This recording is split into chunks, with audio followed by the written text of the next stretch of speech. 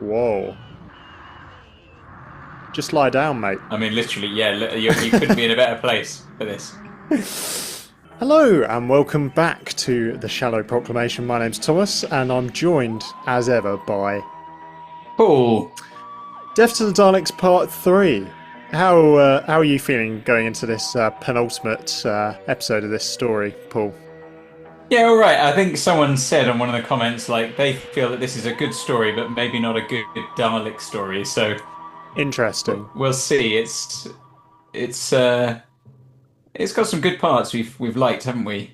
Yeah, I can understand why people say that. I mean, I quite like the concept of the Daleks kind of being made a bit helpless because the power source is taken away, and they're forced to kind of temporarily go along with the Doctor and the others in order to solve the problem. I thought that was quite Yeah. interesting. It's like they're quite kind of cunning and scheming, and sometimes they have to think of novel ways of working.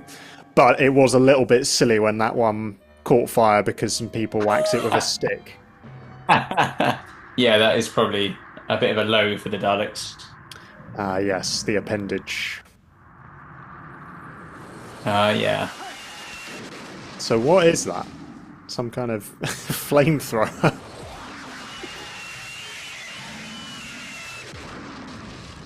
Gosh. Looks like it would do quite a bit of damage. Yeah. We were commenting before on the Dalek music, and I think you mentioned the crumb horn. Apparently, the person doing the music is the same person who did the music for the Silurians. Nice. It was somebody, I can't remember his name now. It was in the thing, somebody Blyton, but he's related to Enid Blyton. No way. What a Mm. connection. I mean, I like the audacity of his stuff, but I sort of wonder, he's kind of so out there, the Doctor Who stories he does, that it's like, was he the plan B who kind of Yeah. came in occasionally? It's like, oh no, he's gonna do something really weird. Is he trolling the show? But it's certainly memorable. Like he was clearly a very talented composer. I just don't quite know if it worked with the Daleks. Nah. Because we quite liked the crumb horn for the Silurians, didn't we? Yeah, I think it was distinctive and it worked well. Yeah. A palpable hit.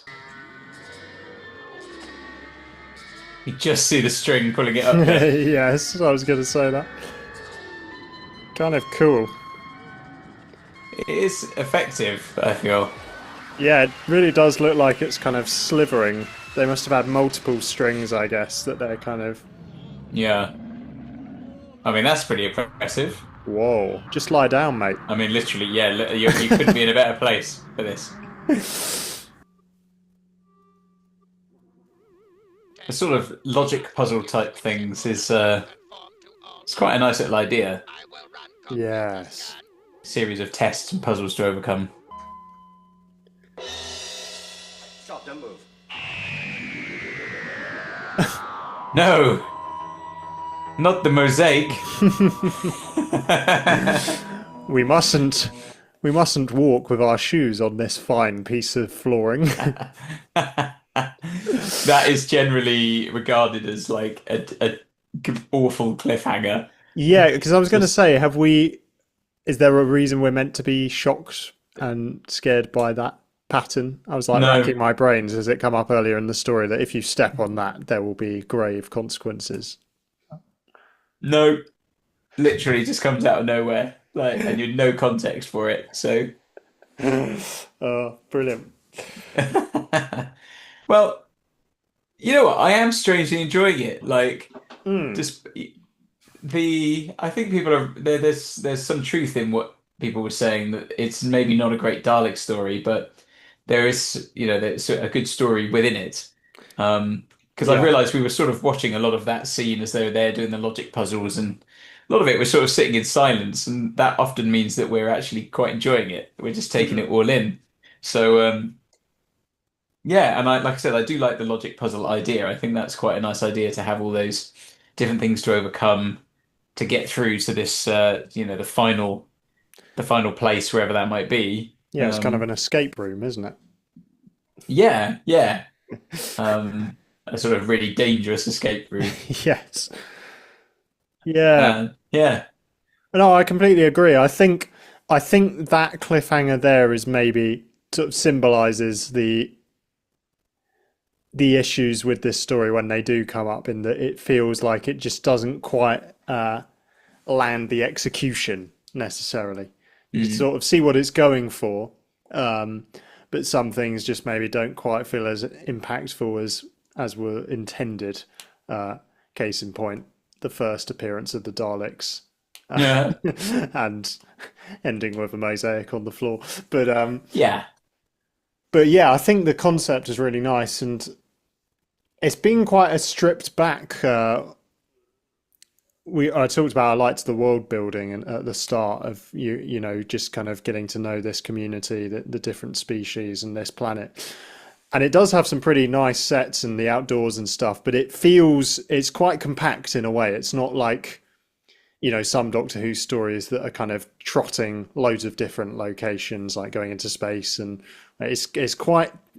You've really got to know this sort of the caves, and there's almost sort of three key locations it moves between, isn't it? And they're Mm.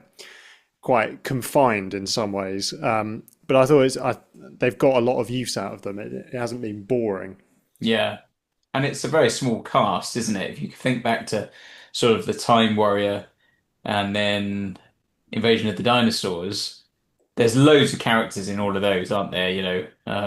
Yeah, Whereas this, you've really just got this small group of humans plus the Doctor and Sarah Jane, and then you've got some Exelons and some Daleks. And again, they're all small groups. I mean, obviously there are probably more Exelons around. You saw quite a mass of them, but they're not actually featuring any, as a character as such. Belial is really the only one I think we have named.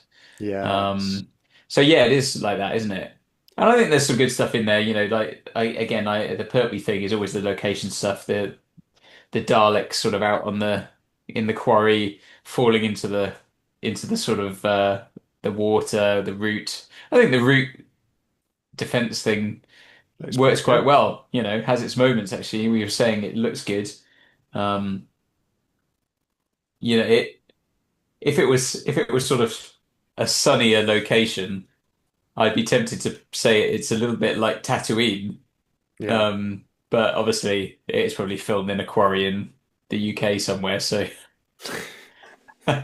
probably not going to get as quite as nice. But yeah. yeah, I think positive stuff though. I think generally, I think that yeah, the issue is there's a lack of maybe of overall jeopardy.